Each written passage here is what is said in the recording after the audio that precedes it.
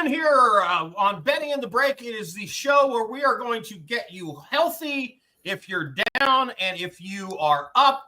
We know you degenerate gamblers. You do not go and take your money off the table. You got that extra money. You got the bankroll now. Now you're going to go bet it on the night games and the early NFL games because that's what we do. That is what we do as sports bettors. Wait, there's a late highlight game in Saudi Arabia? Let me get on that.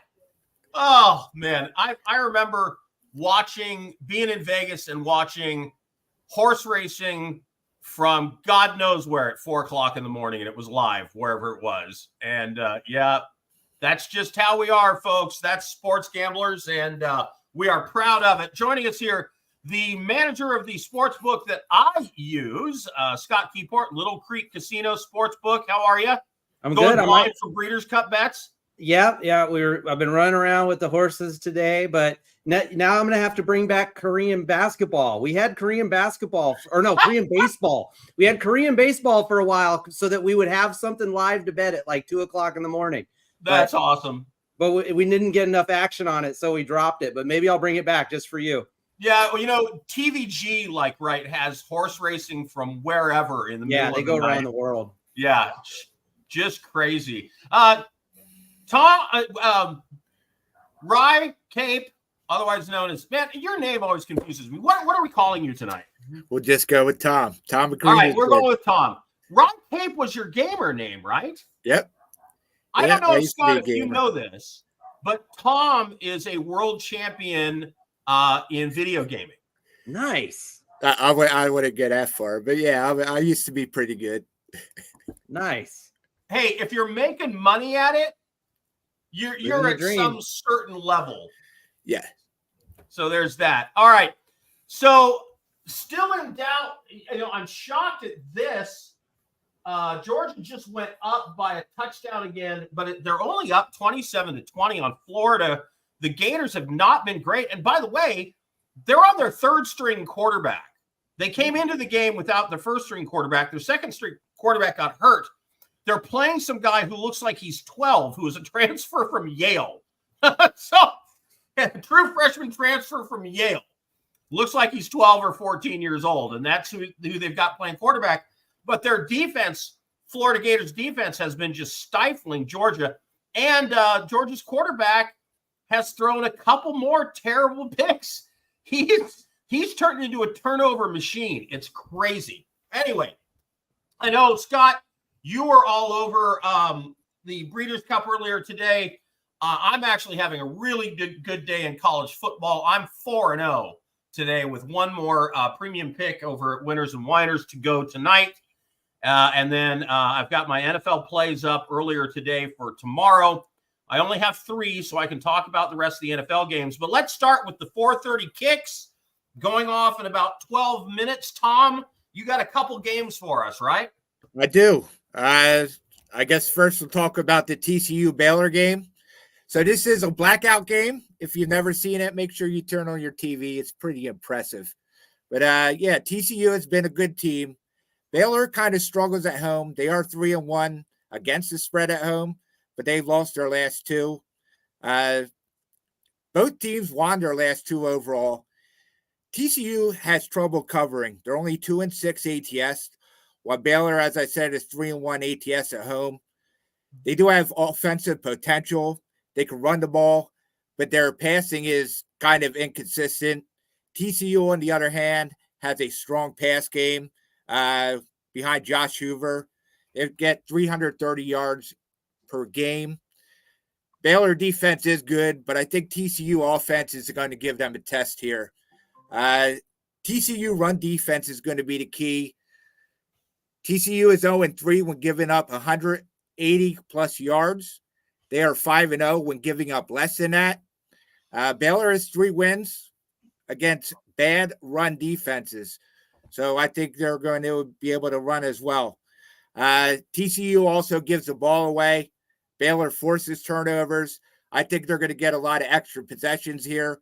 I'm taking Baylor team total over 33.5.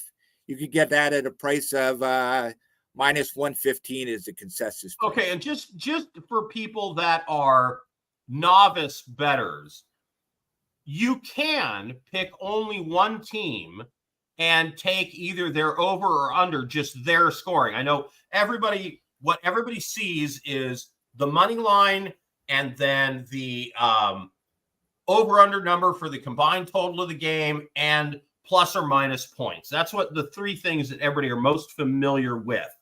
But before you even get into prop bets, there is the opportunity to take a single side over or under. Not something I execute a lot, but I have done it on occasion when I like a prohibitive favorite, but I'm afraid the other team just may not score at all.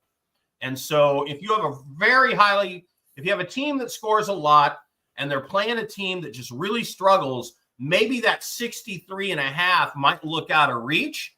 But for the team that scores a lot, if their number is 34.5, in fact, I did it with Army earlier this year, and Army got over the number of 30, which is, and everybody thinks, oh, Army, they're low scoring. Oh, no. No. They run the ball like crazy, and they score a lot, and they also throw the ball a lot better than they used to. Okay. So one more game from you, Tom. Yep. This is the last game of the night. Colorado State at Nevada. So Colorado State is coming off a win. They've actually won their last three. Against the spread, they won their last five. Colorado State is a strong defense.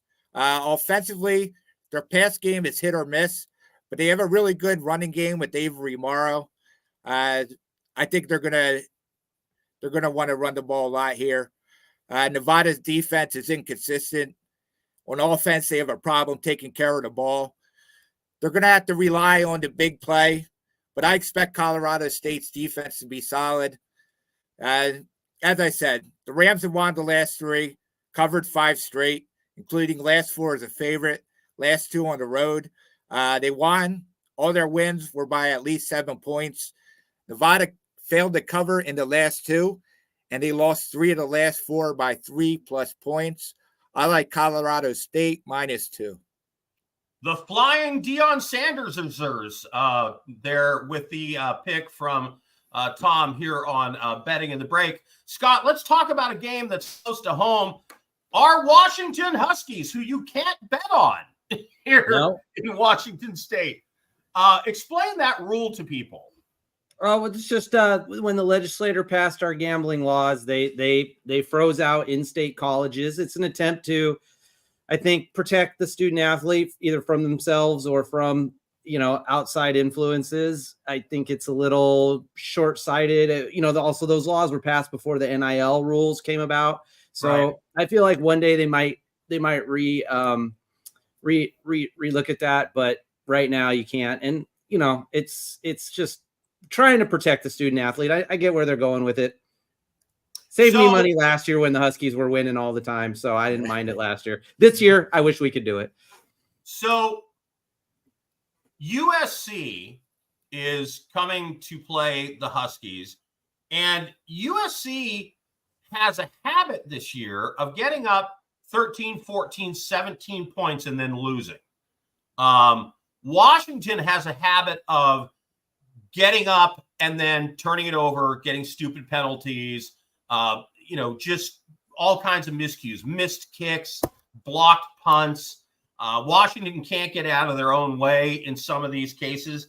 USC is kind of the same way. I don't love games that feature teams like that a lot. I'm as a rule of thumb, I don't like betting bad teams against bad teams because the outcome is much harder to predict, right, Tom? Correct. Yeah, it's bad.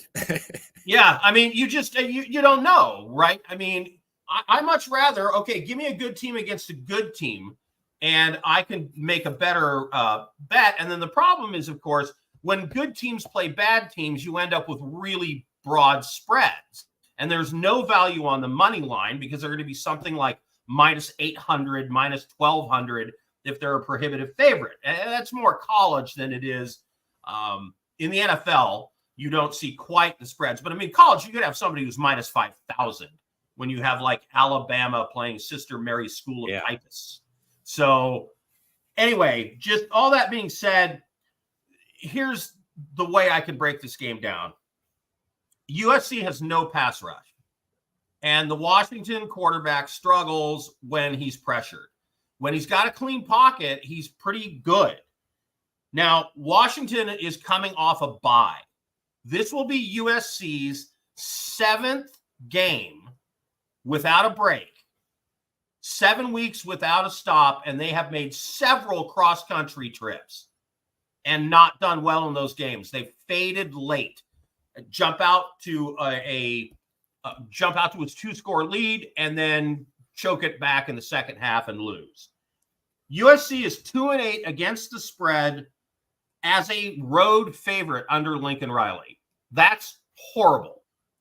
And they're 0-3 this season, even though they were favored in 3 games. As a road favorite, they're 0-3, and they lost all 3 games outright. All of those point to me that USC is overvalued in the marketplace. The one caveat I would say is those games that they lost on the road, they were playing back Easter in the Midwest, which is a lot further to go than going, on Southwest Airlines for 2.5 hours from LA to Washington, which, by the way, unfortunately, I do that trip all the time. All right, so I'm going to go Washington plus the 2.5 points, but my friendly guy, Scott Ford at Little Creek Casino, would let me buy a half point, although he's going to crush me on the VIG. I would actually get by the hook here. I would buy this up to 3 points. It's good.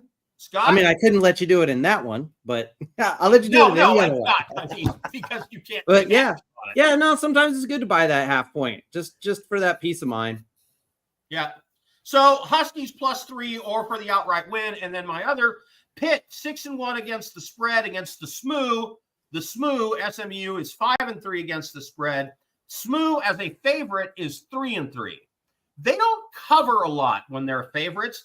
I have been riding Pitt all year, and I keep winning with them.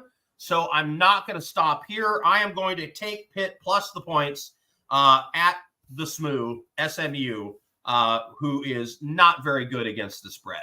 All right, those are your college picks. You got 2 minutes to get him in for the 4:30 games. A little more time for Colorado and some others that we talked about.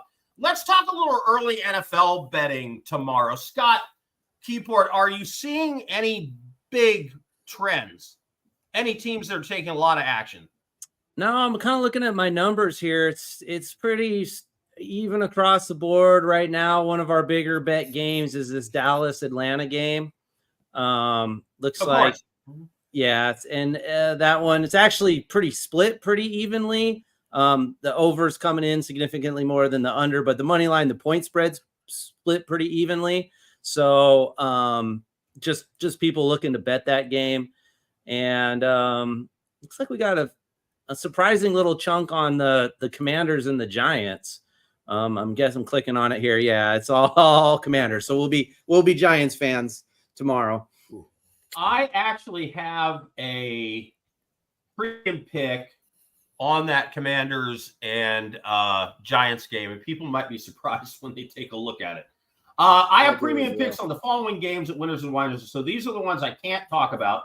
Commanders, Giants, Lions, Packers, Jaguars, and your hometown Eagles.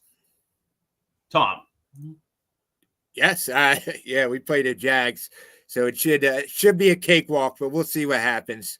We've actually looked pretty good the last couple of weeks, so I'm hoping we could go on a little run here. Struggled a bit out of the bye against Cleveland, but after that, you guys have been in pretty good shape in most of your games. Anything in the NFL that's jumping out at you? I don't know. I kind of like the chalk tomorrow. I think the Bills look good, the Lions. Other than that, it's not really a great board. It's not my favorite NFL week this week. No. Now, of course, I'm on such a roll and that I am going to be featured. People are going to be looking at my bets. And I already got a note from the guys at the network. Hey, we need you to put up X number of picks because you're hot right now. And a lot of people are going to be looking at buying picks from you over on Winners and Winers and StatSalt and so forth.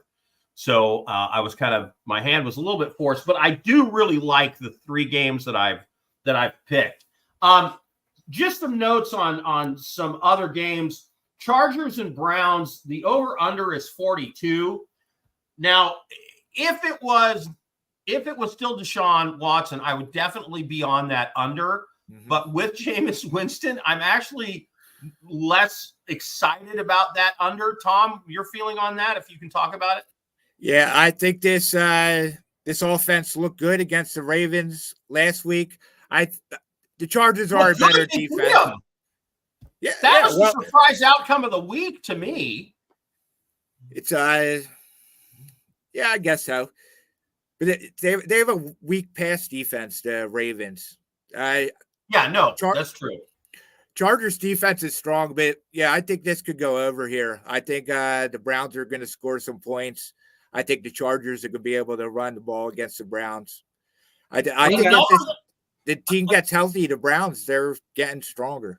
A number that I'm shocked by, New Orleans Saints -7.5 with the Carolina Panthers, and the Saints are playing at the Panthers. Now, I know they absolutely dismantled the Panthers week 1. I think they beat them by like 40.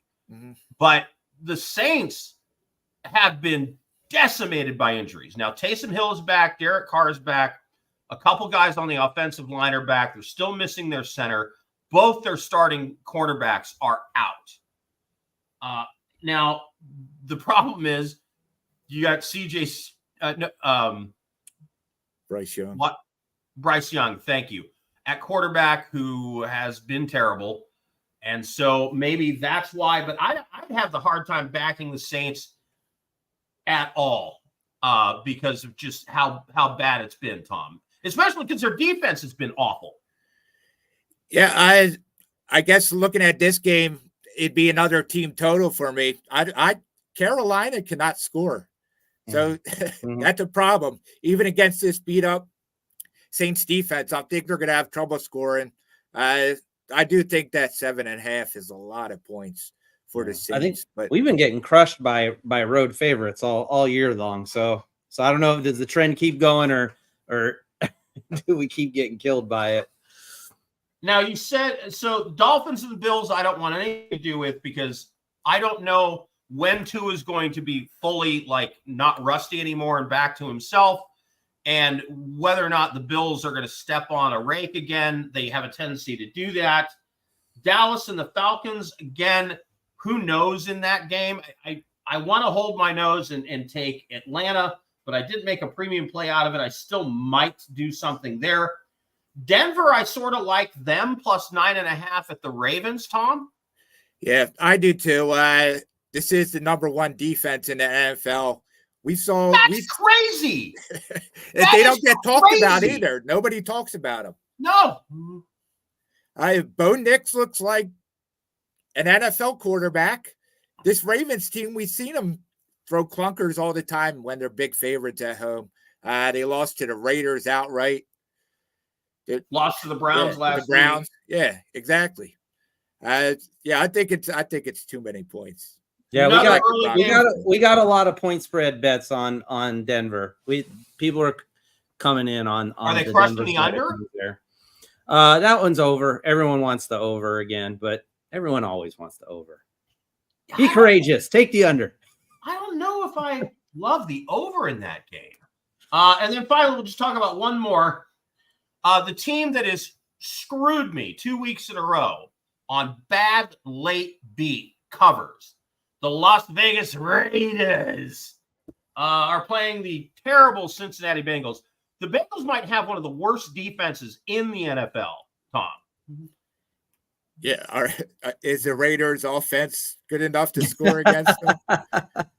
The crazy thing is, look, I don't feel good about the Raiders, and I was given our friend Wes a lot of static last Sunday morning when he was telling me, yeah, one of my premiums, I'm taking the Raiders, and I'm like, you're what?